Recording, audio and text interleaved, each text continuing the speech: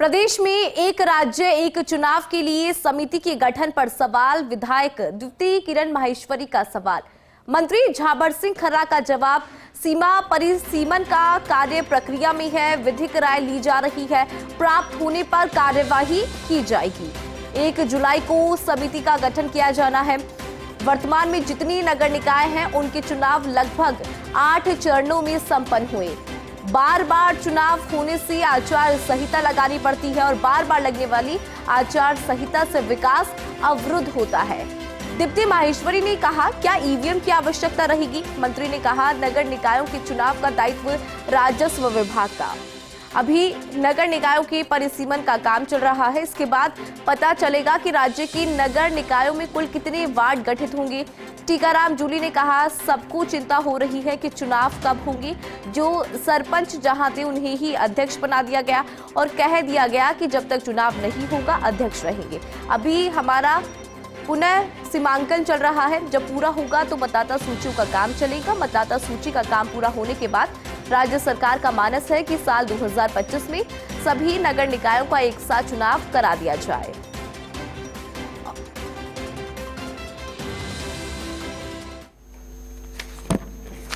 माननीय अध्यक्ष महोदय, खंड 1 राज्य में नगरीय निकायों के वार्डों के पुनर्गठन एवं परिसीमांकन हेतु स्वायत्त शासन विभाग में सीमावृद्धि एवं परिसीमन का कार्य प्रक्रियाधीन है।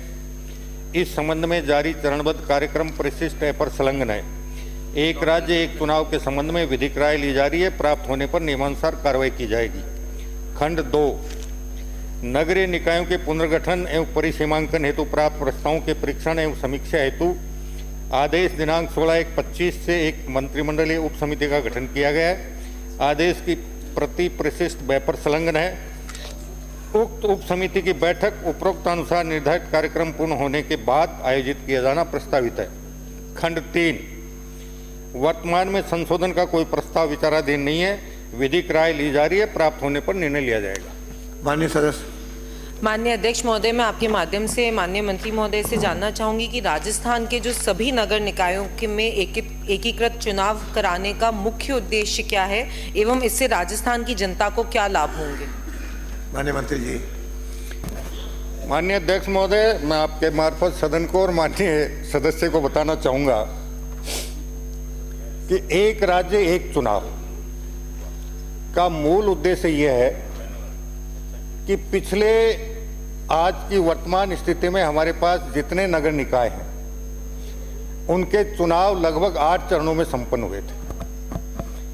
बार बार चुनाव संपन्न होने से बार बार आचार संहिता लगती है और आचार संहिता लगने से विकास कार्यों में व्यवधान उत्पन्न होता है। इसलिए भारत सरकार के एक राष्ट्र एक निर्वाचन कार्यक्रम के परिप्रेक्ष्य में राज्य में भी एक राज्य एक चुनाव योजना पर राज्य सरकार द्वारा वर्ष 24-25 में एक बजट घोषणा संख्या 97.06.01 की गई और सभी नगर निकायों का चुनाव एक साथ हो और बार बार लगने वाली आचार संहिता से विकास में जो अवरुद्ध पैदा होता है, व्यवधान पैदा होता है, वो समाप्त होता है।